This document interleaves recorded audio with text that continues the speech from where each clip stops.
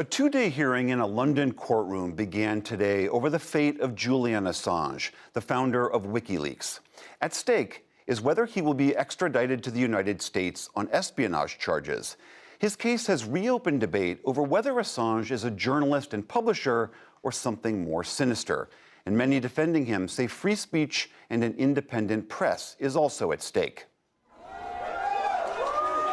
This will likely be Julian Assange's last chance to avoid facing prosecutors in the United States. His two-day hearing got underway today at London's Royal Courts of Justice. Assange's lawyers are battling to block extradition, which they insist is politically motivated. American prosecutors want the Wikileaks founder to stand trial on 17 charges of espionage and one charge for computer misuse for releasing huge troves of classified U.S. military and diplomatic documents back in 2010. It's clear that it will shape an understanding of what the past 6 years of war has been like, and that the course of the war needs to change. The manner in which it needs to change is not yet clear. They say the Australian citizen conspired with U.S. Army intelligence analyst Chelsea Manning to steal military files and diplomatic cables.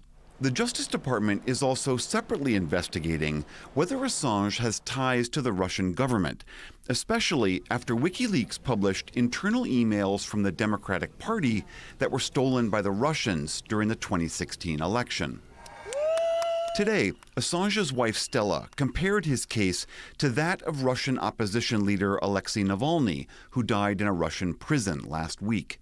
It's an attack on all journalists all over the world. It's an attack on the truth, and it's an attack on the public's right to know.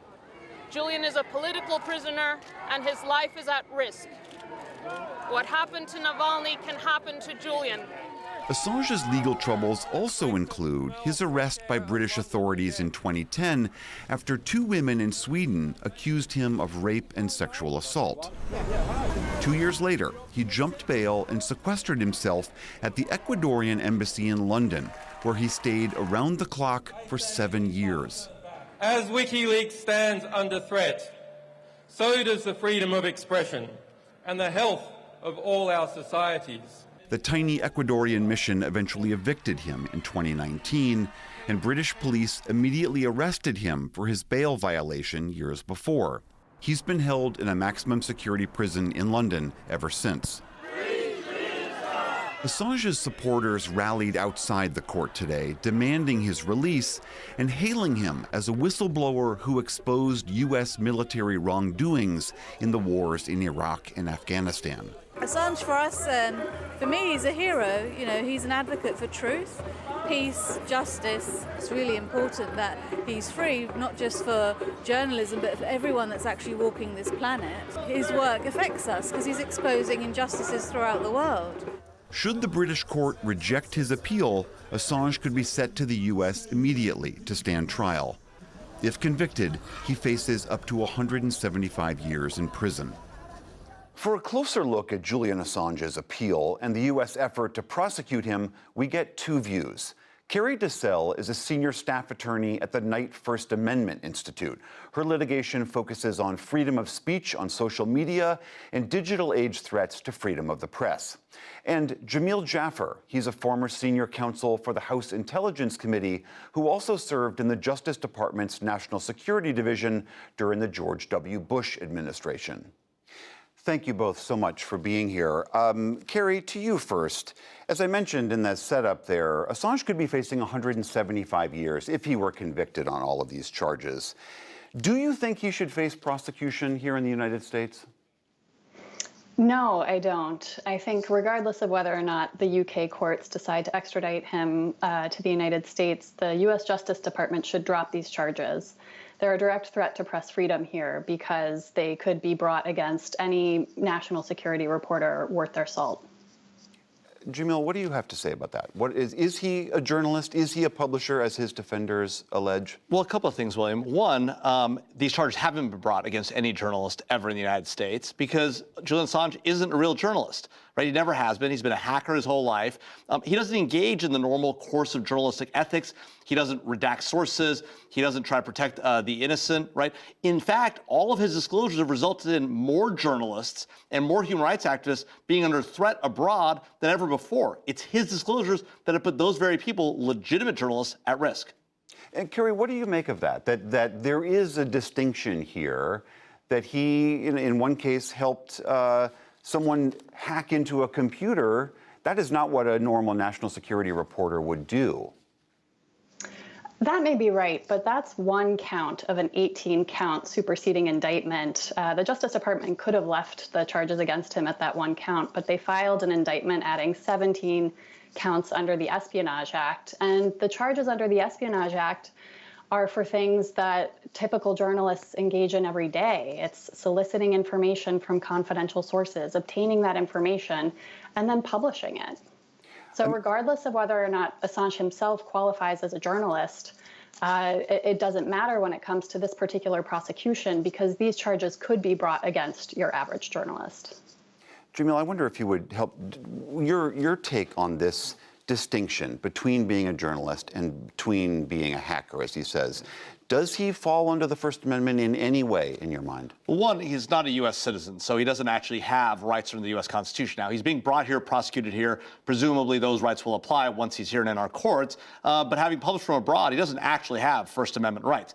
That being said, even if we apply the First Amendment to him, he doesn't do the things that you would expect a journalist to do. He doesn't comply with journalistic ethics. He doesn't abide by these things. In fact, it's the whole reason the Ecuadorian embassy kicked him out after 7 years, is he was behaving poorly while there. On top of all that, even if you put aside the hacking charges, right, journalists don't normally solicit classified information in the sense of, like, go get this specific information out of a classified database. If they receive it, sometimes they'll publish it, but even when they publish it, they take efforts to redact information that is sensitive, protect sources and methods and the like, give the government a chance to respond. Julian Assange didn't do any of that because he's not a real legitimate journalist. And the idea that this prosecution would undermine any journalist's rights, it just makes no sense to me. Kerry, I'm sure you share this concern that many of his supporters and his lawyers have, which is that he would have a very difficult time getting a fair trial in the U.S. Do you believe that's the case? You know, I mean, I'm a U.S. lawyer and I practice in U.S. courts, and I do still believe that the U.S. courts can proceed through a fair trial. But that said, there are a lot of circumstances around this particular prosecution that are terribly concerning. And as Mr. Jaffer mentioned previously, this really is the first prosecution of a publisher of information under the Espionage Act, regardless of whether or not he qualifies as a journalist. And I think there are a lot of questions, open questions, that the courts will have to address if he's successfully extradited here. And the biggest, to my mind, is whether or not there are First Amendment limits on his and other publishers' potential liability for publishing truthful information on matters of clear public concern when it comes to the Espionage Act. And Jamil, we should remind our audience that back in 2019, the Obama administration was presented with this option of prosecuting Assange, and they chose not to. Do you have an understanding as to why they chose not to? You know, I'm not exactly sure why they declined prosecution at the time, but of course, since then, the Trump administration has brought the charges. They brought a second superseding indictment, and those charges have continued to be prosecuted by the Biden administration after a change in administrations. A Biden administration that, by the way, most of the people in the Justice Department and the National Security Council served in the prior Obama administration, including Merrick Garland, who was nominated to be nominated to the Supreme Court by President Obama, right? Lisa Monaco, the Deputy Attorney General, the head of the National Security Division, Matt Olson, was the head of the National Counterterrorism Center. So the same people that are prosecuting Julian Assange today served in similar or related positions back in the Obama administration as well. Kerry, what would you argue there? If the administration back then, the Obama administration, you believe made the right call, why do you think that they have changed course now? Yeah, well, I mean, as reported at the time, apparently the Obama administration was really concerned about its own inability to draw a line between Assange and journalists when it comes to what they intended to prosecute him for in this instance. And the Trump administration clearly made a different decision, probably not least because the Trump administration was not at all concerned about jeopardizing freedom of the press, and in fact was excited, I think, about the possibility of putting the press on notice. It's, I think a typical Justice Department practice of maintaining prosecutions that a previous administration filed, really for the appearance of impartiality. And I think in this case, however, the charges should not have been brought by the Trump administration, and the Obama administration was right not to bring those very same charges when it had the opportunity to. So I think this Justice Department should drop those charges. Jamil Jaffer, what do you make of these separate allegations that are made that Assange has some unhealthy connection to Russia, that he basically served as a far too willing conduit for those stolen emails back in 2016 from the DNC? Well, William, we've seen that play out in real time. We've seen it play out during that particular incident, but many times as well, where it appears that Assange has this somewhat inappropriate relationship with the Russian regime. He seems to be parroting Russian talking points oftentimes. It's hard to know exactly how those ties play out. They're not indicted. They're not part of the charges, but it appears to be part of what's underlying all this. And it's not surprising in the context of what we've seen the Russians do in terms of election misinformation and disinformation and their efforts to manipulate Western and Western audiences. So this wouldn't be surprising as a Russian tactic. Whether it's accurate or not really doesn't matter to the prosecution, because at the end of the day, what Julian Assange is accused of doing, if he's found guilty in a court of law, is prosecutable and is punishable at U.S. law, and has been since 1917. Kerry, lastly to you, what happens next? Let's just say he is extradited, or the court rules against him and says he could be. Does he have another route for appeal? Well, in the United Kingdom, my understanding is that he would next have to go to the European Court of Human Rights, and that he might be even put on a plane in the meantime to the United States. But certainly within the United States, he would have the opportunity to argue that he should not be held criminally liable for publishing information, again, on truthful information on matters of clear public concern. And the Supreme Court has held that the First Amendment strongly protects that kind of publication. Now, it hasn't done so in this particular context, but Assange and his lawyers, I would hope, would make a vigorous First Amendment defense to these charges. All right, Kerry DeSalle and Jamil Jaffer, thank you so much, both of you, for being here. Thank you. Thanks.